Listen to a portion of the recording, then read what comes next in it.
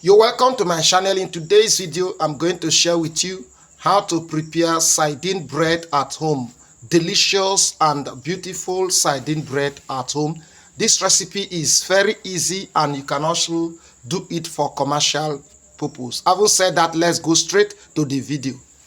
Now, first of all, we're going to add a cup of water and also pour in 2 tablespoons of yeast, 5 tablespoons of sugar to activate our yeast so that the yeast will be active for us to use. So you have to add 5 tablespoons, stir it properly so that it will be, the sugar will dissolve and enable the yeast to act on it. This will help our dough to rise fast because the yeast is already activated. Now, having done that, you set it aside, and then in another bowl you pour 500 grams of flour, 50 grams of butter or margarine. You add a pinch of salt, and then you mix properly. You have to mix the dry ingredients first. Carefully mix properly in a way that the butter or the margarine and the salt, everything will be well incorporated. That way it will be easy for you to knead and everything will be well blended. Create a hole at the center of the flour, and then after 10 minutes our yeast is ready, is active now. Then we turn it into the dry ingredients and mix carefully.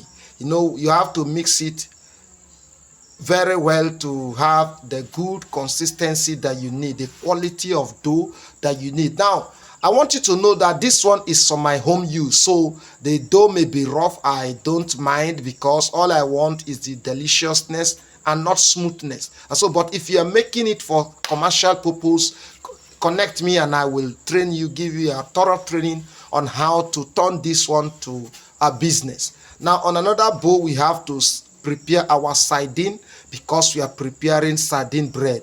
So we prepare our sardine by, open the can, get the sardine out, and we are going to share it into 2. One portion we will use it to mix with the dough so that every part of the bread will contain the sardine. So we are going to take one piece of the fish and use it to knead so that every part of the bread we have that flavor, that aroma of our sardine. Now, for training and other more information, please contact the number displayed on your screen for more training and questions for business plans and other things related to bakery business. You can contact us and we'll do justice to that. Now, on my work surface, I have to grease it with butter or oil to enable my dough to move smoothly without stickiness. So I have to knead it properly so that I will have the consistency that I desire. After kneading, make it a little bit flat and add the remaining portion of your sardine, that is your fish, so that after baking, if you break the bread open, you can see the fish inside. That gives you the aroma, the deliciousness, and when you are eating it, you can feel it in your mouth. The taste of the sardine, you can chew it, and that homely feel of your bread. You can decide to pan your bread in a rectangular form or a circle. For this one, I decide to make a round loaf so that it will be more delicious and beautiful.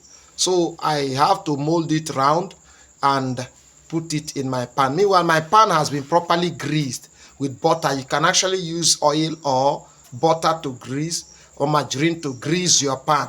So I have to put it in the pan and allow it to rise. And after the dough has kicked to the normal size I desire, I have to egg wash it so that I will have that beautiful brown color. I preheated my oven and baked it at 190 degrees Celsius.